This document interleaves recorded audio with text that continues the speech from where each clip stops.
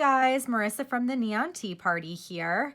In this lesson, I'm going to show you how to make baby pom-poms using a fork. Yes, an actual fork that you eat with, as well as how to turn your little baby poms into earrings. So I'm going to show you first how to make the little pom-poms, and then I'm going to show you two ways to turn them into earrings. The first way, how to put them on hoops, and then the second way is how to make drop earrings, just like this. So you will need a fork that's like 3/4 to 1 inch wide. You're going to need a very fine yarn, such as Omega Krill, which is the yarn I'm using here today. This color is Begoniaville. You're going to need, let's take this all away as I go. You're going to need a small sharp pair of scissors. If you only have large scissors, that's fine.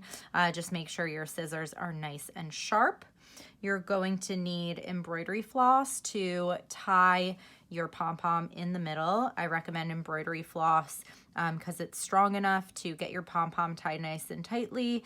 And if you happen to have embroidery floss that is a similar color to your yarn, that is ideal. If not, a neutral color is a great second choice. You're also going to want pom-pom trim guides. I'm going to be using 3/4 of an inch, so that's the 0.75 inches. You can also use 1 inch, basically any size that you like, but with the fork, you just want to make sure that your trim guide is no more narrow than your trim guide. You want your trim guide to be smaller or the same width as your fork. So that's why we have here the 3/4 of an inch, or you could use the 1 inch. Just make sure that your fork isn't really like too much smaller than your trim guide. If you don't have trim guides, you can just cut them out of an old cereal box. They're just little round circles that we're going to use to trim our pom-poms to be round. And then as far as the things you'll need for jewelry, you're going to want, if you're making hoop earrings, you're going to want just a pair of plain hoops. We have two different sizes here. These are 1 inch hoops, and these are, I believe, 1 3/8 inch diameter. You're also going to need, if you're doing the drop earrings like this, you're going to need the straight pin, a hook, and a jump ring. And then for this style of earring, you're going to want 3 different types of jewelry tools. You're going to want a flat nose pliers, round nose pliers, and wire cutters. If you're doing the hoop earrings, you're just going to need the flat nose pliers. And if you have just a regular pair of like house pliers at home, you can use those as well. So let's get started. All right, so the first things we'll need are our fork and our yarn. So I'm just going to unravel my yarn here. We're going to be using our fork the way we would a loom tool, which is our favorite tool here at the Neon Tea Party for making pom-poms and tassels.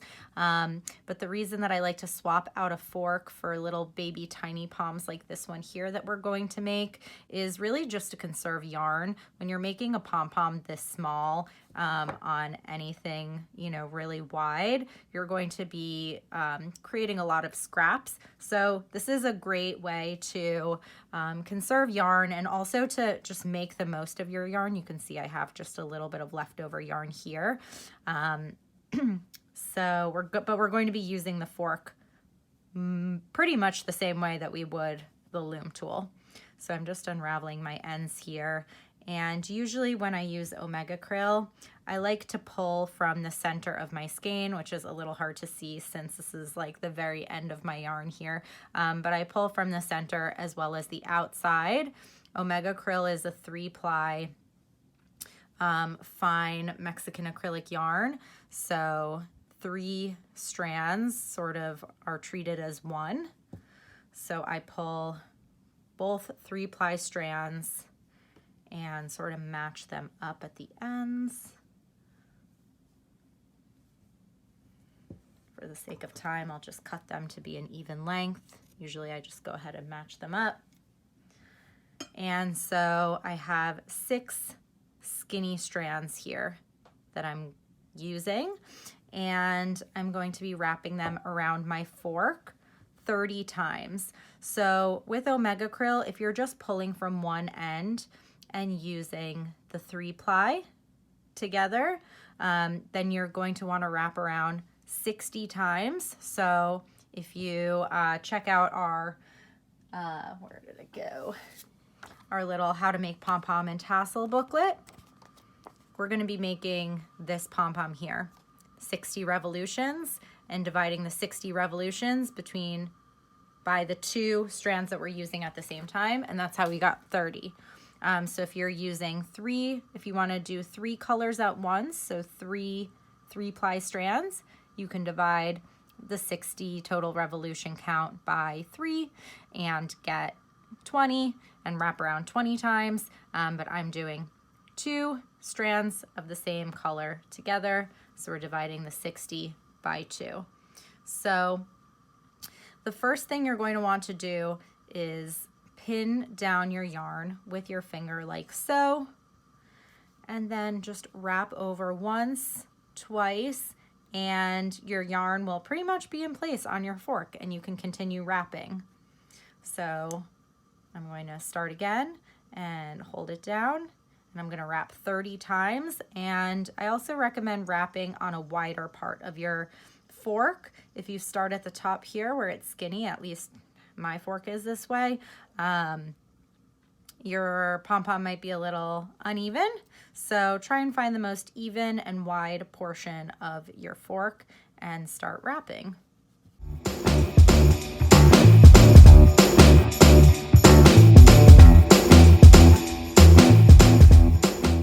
Okay, so that's 30 revolutions, and actually I like to, on my last go around or second to last go around, I'll place my finger down on my yarn, wrap over, and then cut the yarn, and where my finger is, I could just pull that yarn through that little space to secure it. You can also just, when you're done wrapping, cut your yarn, pick up any little loop on your fork, and tuck it in like so, and pull. So this step does not have to be super neat. You can see mine's a little messy here. Not a big deal at all. I do recommend keeping your yarn in somewhat of like a centrally located area. And I'm just gonna cut off this extra long guy. You don't have to cut your ends off, but I'll just make it a little bit easier for you guys to see. So now what we're going to do is tie our little yarn bundle in the center using embroidery floss. So I'm going to take my embroidery floss and I'm just going to feed it into this center space between the 2 middle tines of my fork.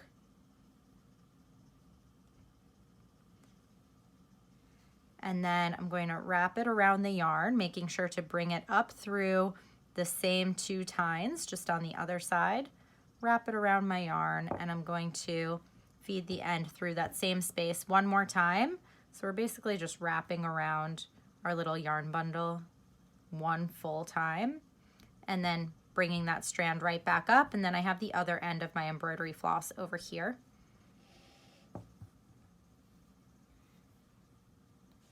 Okay, whoops.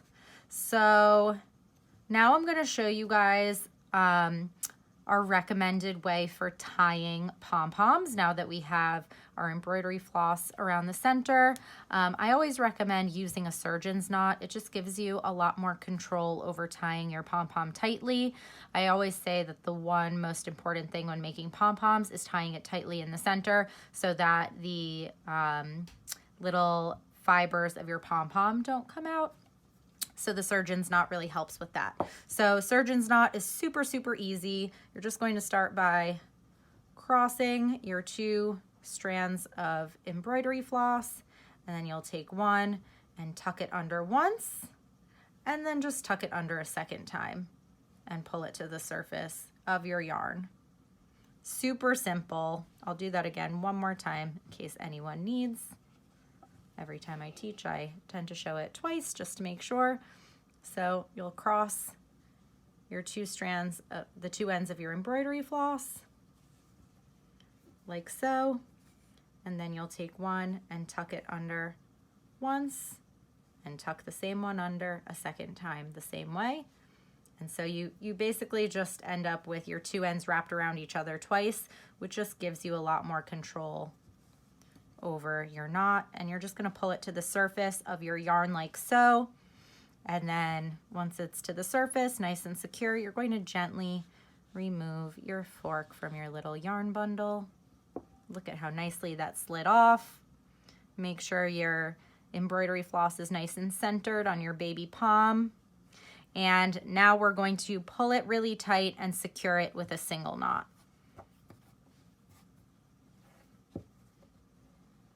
So pull it tight. I always recommend pull up and out, up and out. Get it really condensed like that. And then I just take a finger from my non-dominant hand, either my ring finger or middle finger, hold down the string, and I'm just going to secure a single knot. So your little pom-pom should feel secure. You can see how narrow the embroidery floss is. You want to make sure that it's really tight and secure and that your little strands aren't wiggling around, coming out at all. If you want, you can, and if you feel like your pom-pom is pretty loose, like the fibers are moving around, you can open up your pom-pom loops where the embroidery floss is in the middle, like so, and bring each strand around its respective side, and then tie it again on the back. Let's do that on the other side. Bring it around, and then repeat the surgeon's knot followed by the single knot on this side. If you can get it tight on the first go around, I recommend aiming for that, just because the more embroidery floss and the thicker it is on the inside of your pom, the more likely it is to be visible when your pom is this small. But of course, if you feel like your pom-pom's loose and you want to save it, this is a great way to basically have a second chance at tying your pom-pom really tight. So I'm going to skip this step because I feel like my pom-pom is nice and tight. And I'm just going to cut off the extra embroidery floss. Make sure your knot is nice and tight. So I'm going to cut it pretty close to the knot there. So you can see, just like that. And now it's time to trim our little baby pom-pom.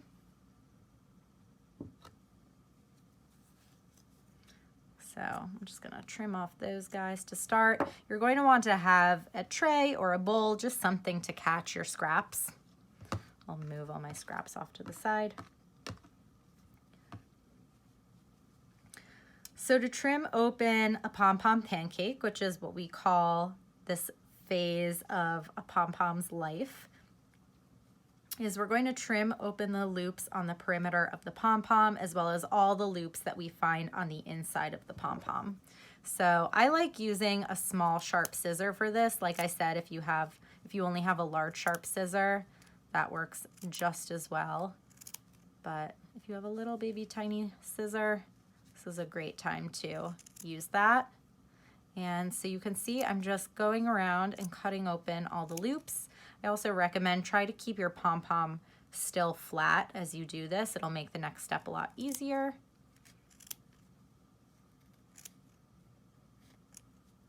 And make sure you catch all those loops as you go, because we're not going to be trimming it that much more than this with our trim guide. So that's that for trimming open all of our little loops. And now you're going to take your 3/4 inch trim guide, place it on top of your little trimmed open pom-pom, and we're gonna just trim alongside like so.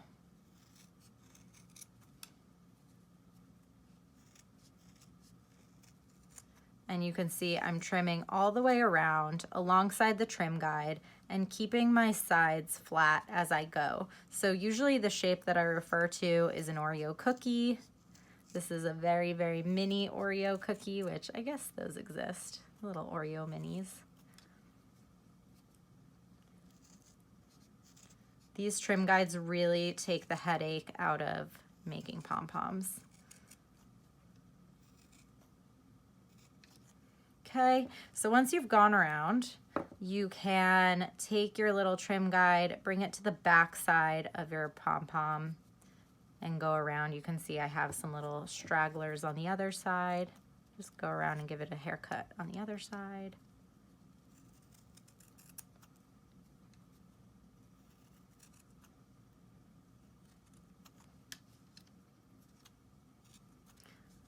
Cool. So our pom-pom is almost ready. We have one more step here, which is you have your little flat sides, so we're going to just fluff those closed. And when we do that, those flat ends become a little bit pointy. So you can see that for the most part, our pom-pom is there. It just has these little like funny little sides. So we're just going to take our trim guide, place it in the center once more with those pointy sides sticking out. Just give it one more haircut.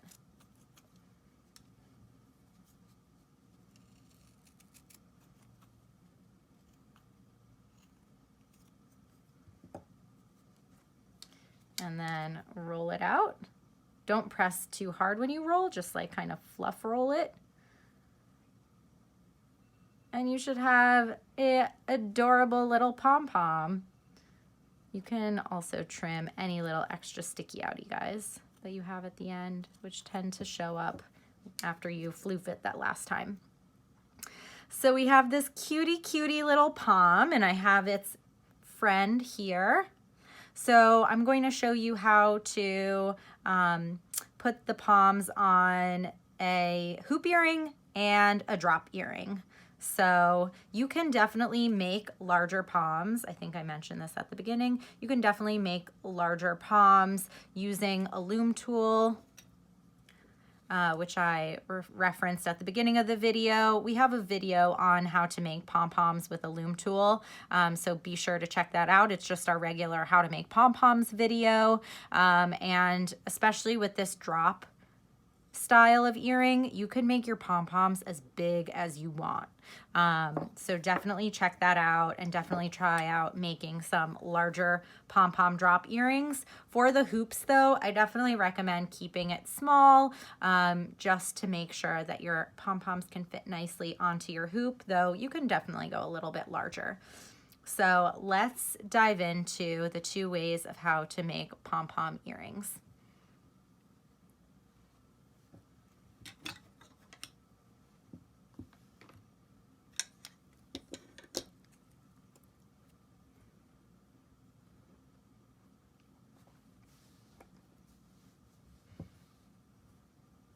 So I'm going to start with how to make a pom-pom hoop earring. Super, super simple. All you need is your finished pom-pom, a hoop earring, and a pair of flat nose pliers or household pliers. And all we're going to be doing is flattening out this little bent part here so that we can easily slide our pom-pom on like a bead, and then we're going to just bend that little part right back up. So super simple. So you're going to start by taking your pliers, and where that bent part is, you're going to take the that corner of the bend and put it in the center of your pliers. Hopefully you can see that okay. So it's like in the center. It doesn't have to be all the way down like this. I keep it kind of towards the top. Close your pliers to make sure that you have a nice grip on it. And then just press down gently. And that will flatten it out. And it doesn't have to be perfectly flat. You just want to release that bend so that you can easily slide on your pom-poms. You see how that's nice and a lot straighter now? So I'm going to show you now how to get your pom-pom onto your hoop. So the first thing you want to do is we're going to be finding the very center of our pom-pom. So you want to think of the embroidery floss in the center. You can see here it's in a straight line. So it's wrapped around my pom-pom this way. You want to think of the embroidery floss as if it were the interior perimeter of a bead. So like my fingers here, imagine this is the embroidery floss and it's around my pom-pom like this. So we're going to want our hoop to enter our pom-pom like right in the center there. So the easiest way to locate that center is finding that embroidery floss, seeing where it goes in a straight line, going perpendicular to that embroidery floss, but you want to go in the center of your pom-pom. So we're not going underneath the embroidery floss, we're going in the center of our pom-pom, but perpendicular to that embroidery floss. So I'll show you that right now. So I'm gonna turn, this is going perpendicular to embroidery floss, but in the center of our pom-pom. And you can just use your fingers to gently open the hoop and give it a little push and it should slide right on. You can see the embroidery floss there, center of pom-pom, and just twist the hoop until your pom-pom slides on, and then you can floof out your pom-pom to make it nice and fluffy again. If you happen to push out any fibers when you do this, don't worry about it. You can either pull out those fibers if it's just a few or give them a trim. And now the last step is just to rebend the top of our hoop. So you could take your pliers like so. You're going to grip them so that the edge of so that the point of the hoop lines up with your pliers, but is still smooth when you put your fingers across. So hopefully you can see that little dot there. And I'm just going to count to 3 and I'm going to turn my wrist. I'm holding my pliers like I'm gripping a bike handle. I'm going to hold the earring in my non-dominant hand to keep it stable. And on the count of 3, I'm going to turn my wrist towards me to bend that hoop back up. So, or bend the end of the hoop back up. So 1, 2, 3. Whoop. So I turn my wrist towards me. I think I overshot it slightly, so I'm going to bend it back a little bit. And I just bent the end of my hoop wire right back up. And now my little pom hoop earring is ready for wear. And if you're making a multi-pom hoop with the larger earrings, you're just going to add all 3 of your poms and do the same.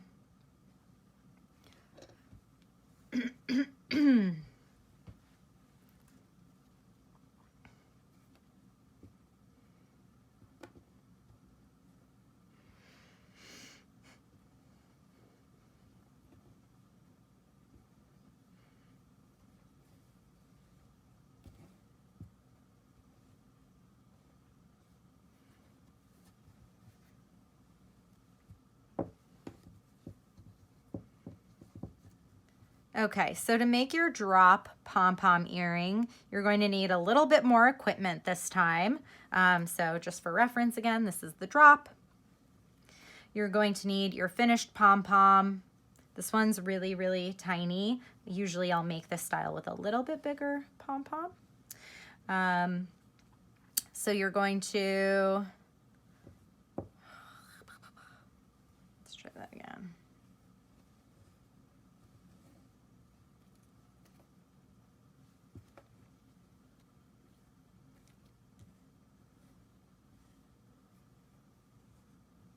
All right, so to make your drop pom-pom earring, you're going to need a little bit more equipment this time around. So you're going to need your finished pom-pom.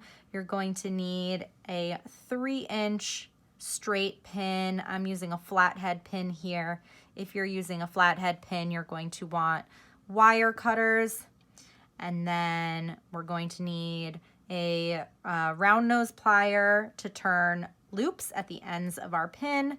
And then an earring hook and a jump ring and the same flat nose pliers from the hoops that we just made.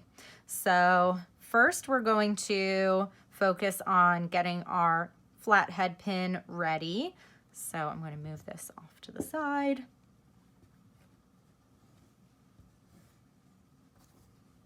So for your flathead pin, you're going to need your wire cutter and your round nose plier. The first step is just to remove the flathead from your pin, which you're going to want to do this over a tray or a bowl. Please aim it away from your face and other people's faces because this could go flying and that's no good. So let me grab my tray here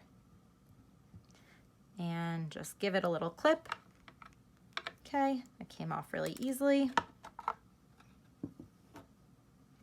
And we're done with our wire cutter. That's it. So now we have a straight pin, and I'm going to use my round nose pliers to turn the pin, to turn a loop on the top and bottom of the pin. So you could see the example here, this little loop at the top of the pin, and we have one at the bottom, and that's going to be how we attach our pom-pom. So to turn your pin, you're going to grip the top of your pin with the ends of your pliers. Again, you want to line up the pin with the top of your plier, but you don't want it sticking out. You want to be able to slide your finger over it smoothly. And I like it to be a little bit ways down, maybe like half a fingernail. Could be a little bit bigger. There you go. And so you're going to, again, grip your pliers like you're holding a bike handle, and you're going to hold your pin in your other hand to keep it straight. And on the count of 3, I'm going to turn my wrist forward completely, 180 degrees. And since I'll be holding my pin, but turning my hand, that's going to turn that loop. So my best advice is to commit, go for it all the way, and do it in one foul swoop. So ready? I'm going to count to 3. 1, 2, 3. And I just made my little loop. So when you do that, your loop isn't totally ready to go. You're going to want to take the end of your round nose pliers, put it in the center of your loop, and you might just want to bend it back slightly to sort of make it more upright. And then you can close, you can see that's a little more upright, and then you can close the loop by sticking your plier back into the loop and just maneuvering it closed like so. All right, and then you're going to do the same thing on the other side. You can make sure that you lay your pin out flat, follow it to the end here, and sort of turn your pin. You basically want to try to have your loops end up on the same side. So you can, I guess, turn your loop so that it's upright, and we're going to do the same thing on the other side. So I'm going to hold the other side like so, line it up with the first loop, gripping it at about the same point on my pliers. And I'm going to count to 3. 1, 2, 3. And there you go, your second loop. I'm going to turn it upright. Boop. And before I close that up, this one here, I'm actually going to take my little earring hook, place it on that loop, and I'm going to close up the loop.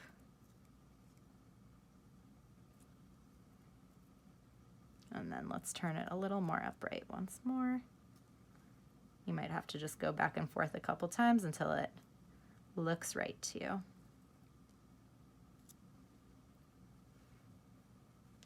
Fabulous. So don't mind my pin. It has a little bit of a bend in it, but that's okay. All right, so we are almost done. We have our pom-pom and our jump ring. So we're going to use the jump ring to attach our pom-pom to the bottom of our pin here.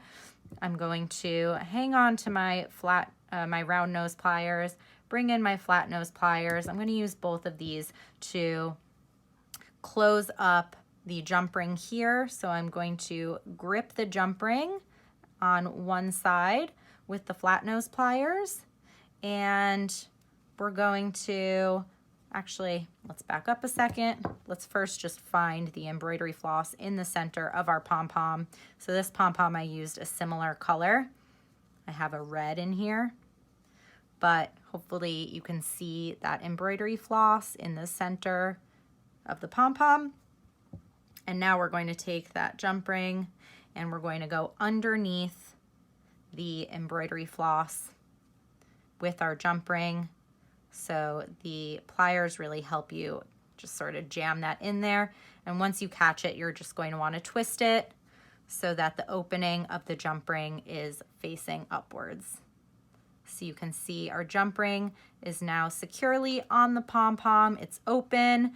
And our last step here is just to take the end of our pin, which I'm going to just make sure it's closed up all the way. And we're going to place that loop into the open jump ring and close it up. And so the best way to close up your jump ring, if you have 2 pliers, you're going to want to put 1 in each hand and just twist your hands towards each other like so. And that just closes up the jump ring really smoothly and avoids the jump ring from becoming misshapen.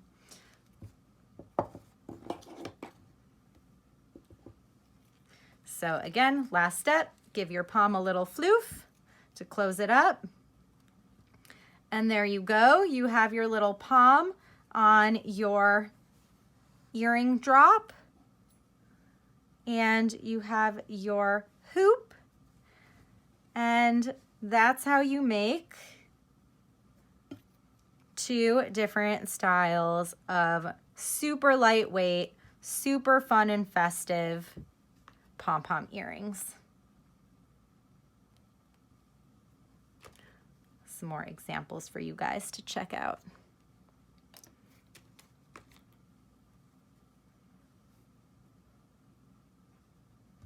So I hope you enjoyed this video. I hope you learned something new from it. Be sure to leave your thoughts, comments, questions in the comment section below. Give this video a thumbs up if you found it helpful. You can find more colorful craft tutorials on our YouTube channel as well as over at theneonteaparty.com. We teach all sorts of fun fiber crafts, pom-poms and tassels, friendship bracelets, tie-dye, and so much more. So thank you guys for joining and hope to see you again soon.